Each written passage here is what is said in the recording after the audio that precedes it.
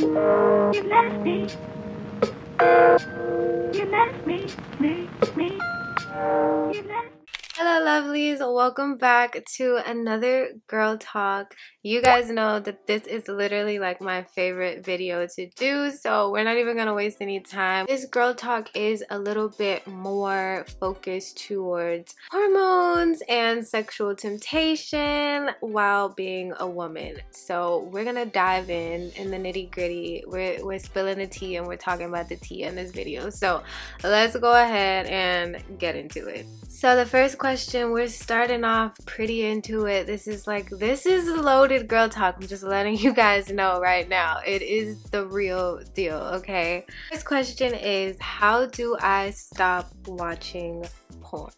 This is a topic that God has been putting on my heart to discuss for quite some time now, and I'm probably going to end up doing a full dedicated video on all the effects of what watching porn has on you, definitely on your relationship and your walk with God. However, to answer this question, I'm gonna go ahead and share some quick tips with you. A lot of the time, our lustfulness, right, or our hormones that raise in that sexual area, it comes from what we are inputting into ourselves.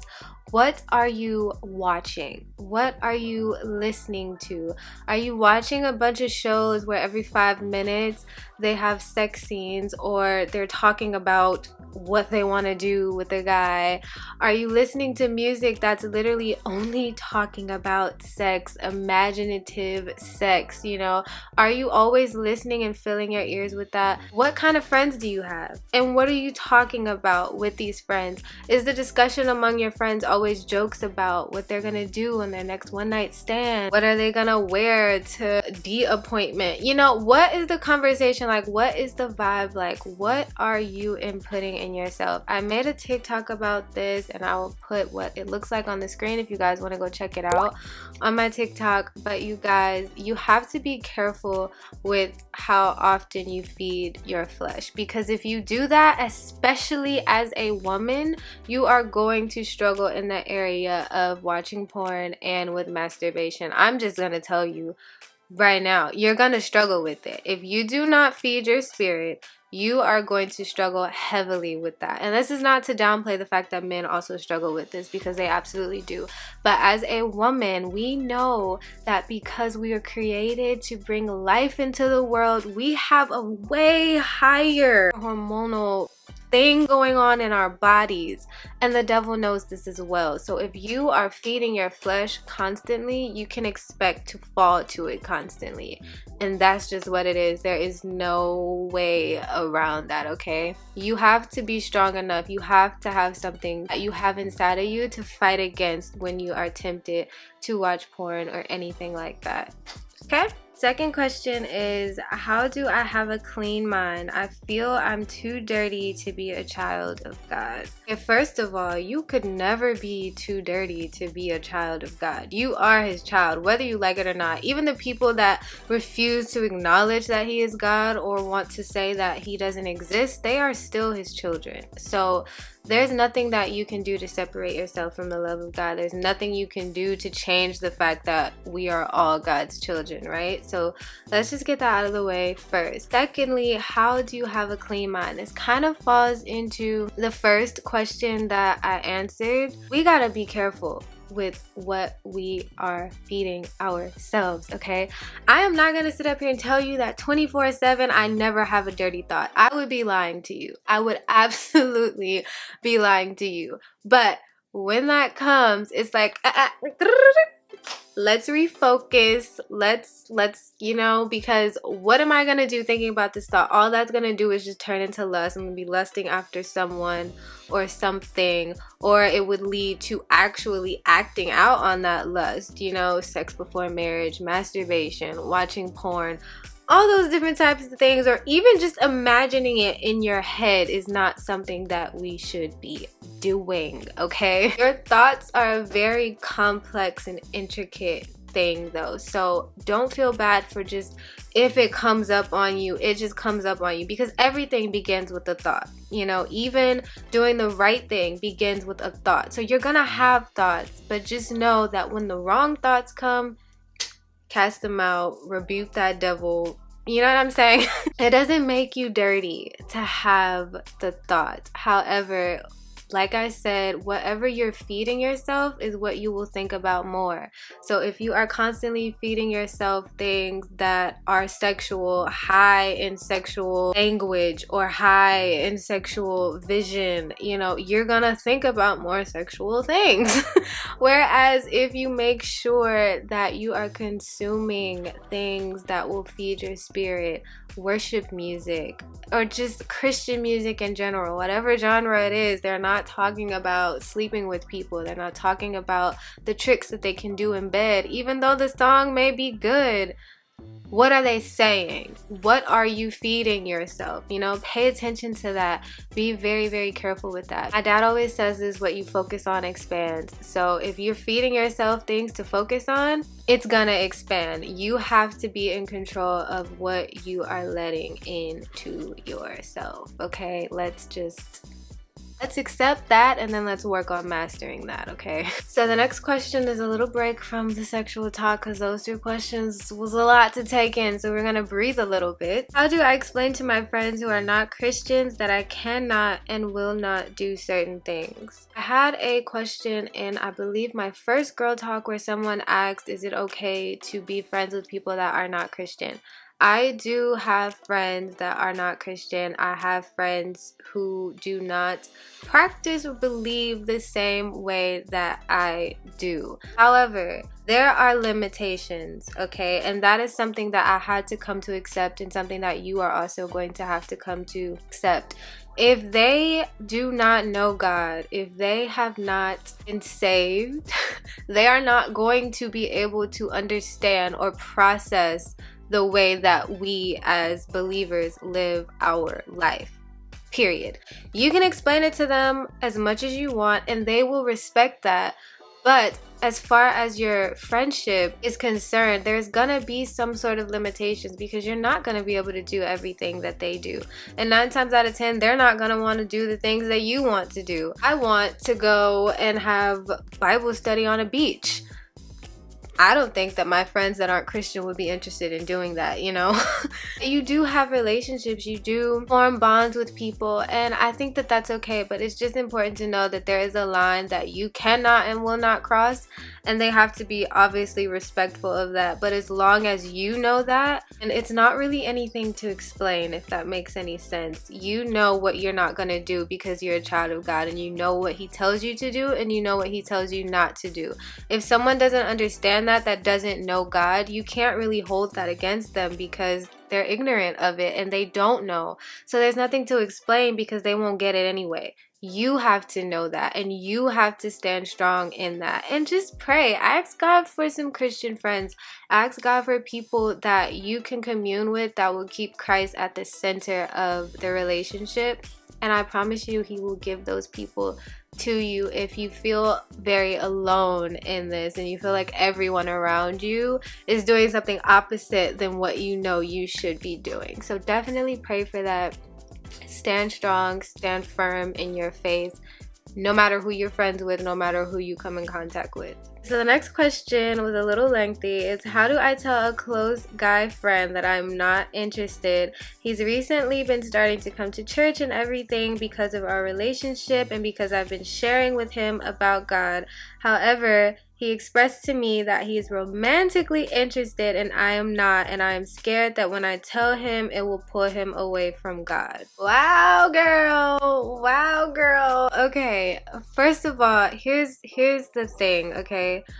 The same way that you don't have the power to change someone to make them saved, have the power to pull them away or make them unsaved either. So I understand that obviously through the relation that you guys had, you talked to him about God until he started coming to church and things like that. But unfortunately, if he was only coming to church because of his interest in you, that wasn't going to hold him or give him a relationship with God anyway. So you aren't responsible for that. If he was only showing up for you, then he never had a real connection with God to begin with. However, if he did really get a relationship with God, if he really does have a connection with God, he really did start coming to church to pursue Christ, then even if you tell him that you're not interested, that will not pull him away from God. You know, God is way too powerful for that. And what he does in someone else's life has nothing to do with us, okay? So be honest. Do not lead him on. Do not feel like you gotta walk on eggshells to keep his salvation. Salvation is not our responsibility, sweetie. If it was, nobody would be saved, okay? Be honest with him. Tell him. And then just pray about it. You know, pray that he will keep pursuing Christ and that God will have his way and, you know, his perfect will be done in that guy's life. But just know that it will have nothing to do with your decision to not be with him, okay? Can you please give some celibacy or abstinent advice in dating? I feel like it is way harder than it should be. Honestly, you guys always ask me these dating questions after I be telling y'all I don't got that much experience with dating. However, even though I don't have experience with dating, it's just as bad when you're single, okay? I mean, I know when you have somebody, you tempted to do the thing with that specific person, but when you don't have somebody, you're still tempted with these types of situations. But in a relationship, I definitely say create some boundaries, right? There are things that you won't do. Whether that's kissing, you know, tongue kissing, sitting on a couch in a certain way, hanging out with each other after a certain hour of the night, you know, certain things you won't wear around each other. Set boundaries, create boundaries, help each other get to the finish line in your relationship. I think a lot of people would always be like, what do you mean I can't kiss when I'm dating? It's not written anywhere in the Bible that you can't do that. And everything, I think, varies from person to person, couple to couple. However, for some people, kissing is a trigger. It's hard for them to stop and hit pause and press on the brakes if they start kissing. Some people are okay with cuddling. Some people can't handle cuddling. You know what I mean? So definitely have some discussions with your partner and set some boundaries. Pray about what boundaries do I need to set so that we can do what God is telling us to do, because God's not going to tell you what to do and then not help you get it done. So pray about some boundaries that you can set in place, because I think that that would help a whole lot, okay? I struggle a lot with lust and sexual temptations during my period, and I had no one to talk to about this. I just wanted to know, is it the same for you? Absolutely! Yes! Yes! Okay, yes. I want to answer this question because it is so taboo, I feel, for women to talk about this, to talk about how they struggle with lust. I know that both of us struggle with lust, men and women. I don't think that anyone struggles with it more or less. I'm not saying that, but what I am saying is that there's a lot of weight put on women to do things a certain way so that men won't struggle.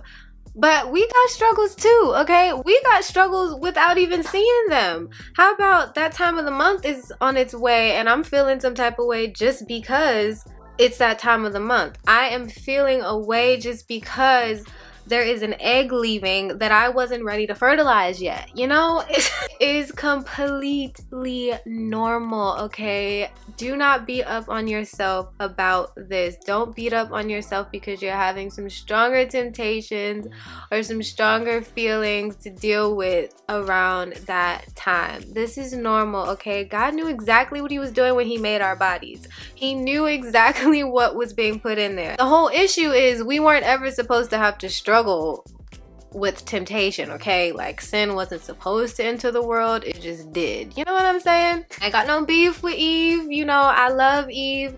I have forgiven her. But because sin entered the world, now we got to battle against that. It's okay to acknowledge that it is a battle. It is okay. Around that time, you may do things like maybe go on a fast, maybe, you know, stay away from certain things, like don't be on social media, don't watch certain things, you know. There's certain things that you may have to do around that time that you won't have to do normally, because you know that things are heightened a lot around that time. It's okay. It's completely normal. Do not beat yourself up. Do not feel alone in that. Everybody struggles with that around that time. And it's okay to take some extra steps to make sure that you can deal with it, okay? Next question is, can you talk about having anxiety about dying? This is actually like, it seems like it's a really heavy question because anytime you mention death, it's just like it comes with this very negative stigma, which, you know, it is sad, and especially depending on how it happens, especially in today's time, people are dying in like horrific and just heartbreaking ways. However, as a believer, you know that there is a life after death. You know that death literally holds no weight because Jesus himself broke that up. And we know that when we live our life for Christ, after we die, we are going to spend an eternity with him with no pain, no suffering, or anything like that. So I do understand, obviously, because you haven't experienced it for yourself, so you don't know what to expect. So I understand being anxious about that. But the cure to anything that makes you anxious is to stand firm on the word of God, to accept his peace, to accept his promise, what he said was going to happen. You just have to trust and believe that, and then there's nothing to really be anxious about. You don't have to be thinking about dying. Think about living. Think about life, because that's what we are given. Even after our death date down here on earth, we have been given eternal life. So live. Think about living. Don't think about dying. If it makes you anxious, don't think about that. Think about living. How can I live right now? What can I do in this moment, in this very second, minute to minute, hour to hour, day by day? How can I live my life? How can I do what I'm meant to do down here on earth until it's my time to go, you know? And that's a beautiful thing to think about.